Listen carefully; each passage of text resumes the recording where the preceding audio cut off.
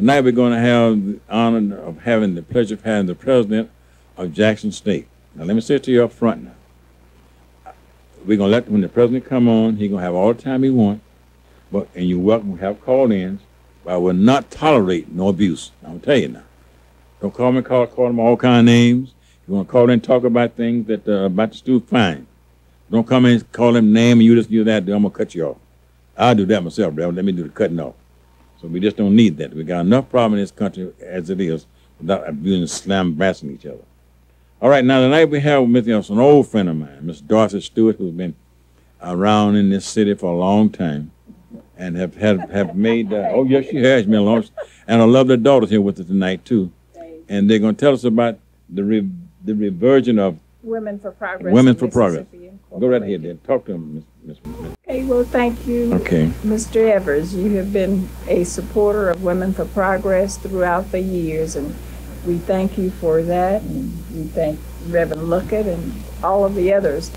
Yes, we are taking on a whole new leaf and a whole new look for Women for Progress. We're getting plugged in to the new technology, because I understand you go worldwide. Yes, ma'am.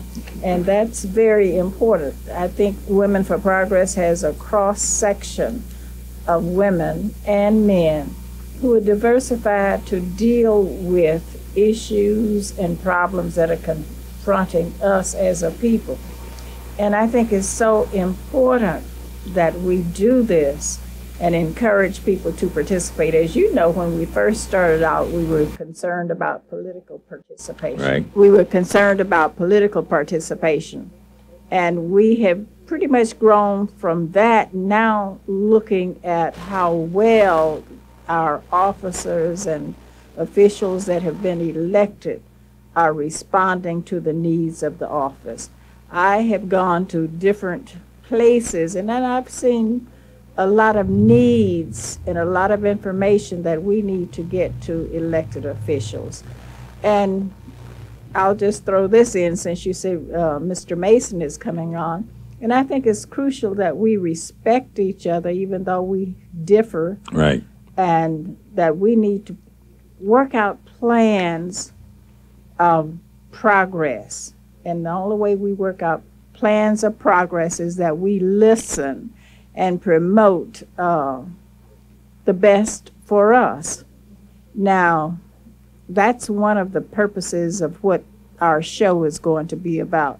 And I'm going to let Angela, this is my daughter, and I'm very proud to say, as you say, out of those years of working with Women for Progress and the public view and doing things to get people to register and vote, get out and vote, listening to pro-con opinions.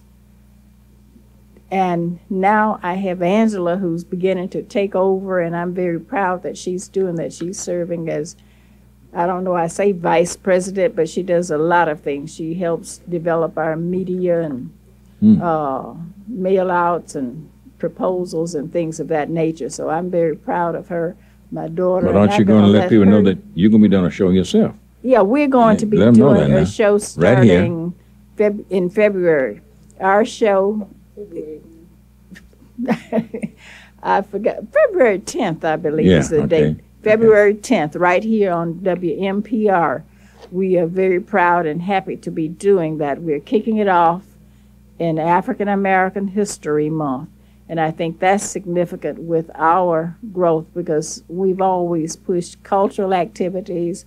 We've pushed respect for our people, advancement for our people, especially looking at entrepreneurship, business ownership, and everything that applies to growth and development of us as a people. So Angela, you want to tell us that information? It's going to be Angela, that's the daughter at 7 o'clock. This is my daughter here. Go ahead, Angela. Yeah.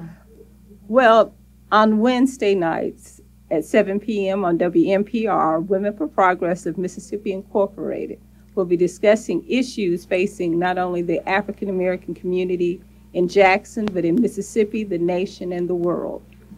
We will discuss education, politics, all matters of empowerment, spiritual as well as personal empowerment. So that's beginning next Wednesday.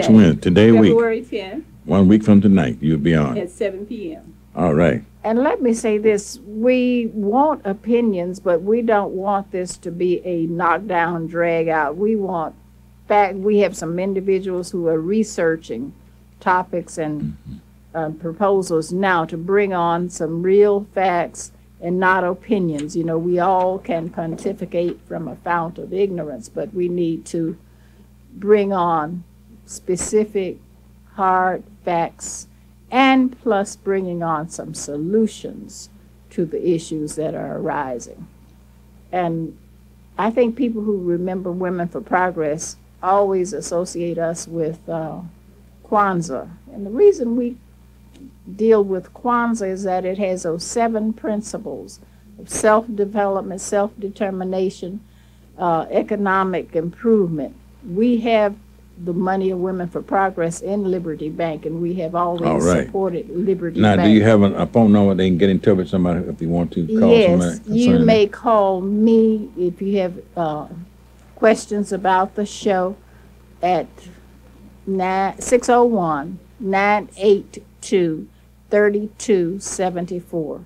Again, that's Dorothy Stewart at 601-982-3264. And I'm going to 3274. And I'm going to let Angela, you see why I have to have Angela with me. All right. I'm going to let her give the website because, of course, we have all of this on the website. Angela? Women for Progress can be found at womenforprogress.net. That's our website. Well, thank you very much, Jim. And anytime you want to come on WNPR, feel free to come. And we're looking for you now next Wednesday. Well, we're going to get plugged in Wednesday. And we want all of our people to listen and participate with us. And we'll run all the week to let people know you're going to be on. How's that? Okay, thank you. Thank you very much, yeah. All right, you're welcome. We're going to move right along. Everything is politics. And then we have a young man now that's running for the Senate.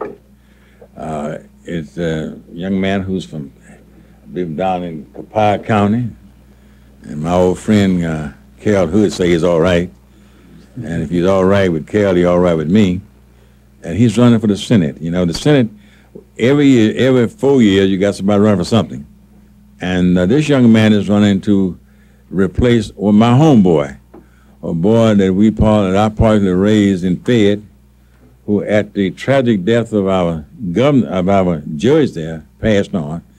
And the governor thought enough of to Mr. Davis to appoint him as the judge in Fayette and Claiborne County, and that's part of our Copiah County, I believe. And that leaves a vacant. So that means then that there's a vacant spot for the judge, for the Senate. And we have a young man here tonight who's running, and he's running because he said he's qualified, and I believe he is from what he said.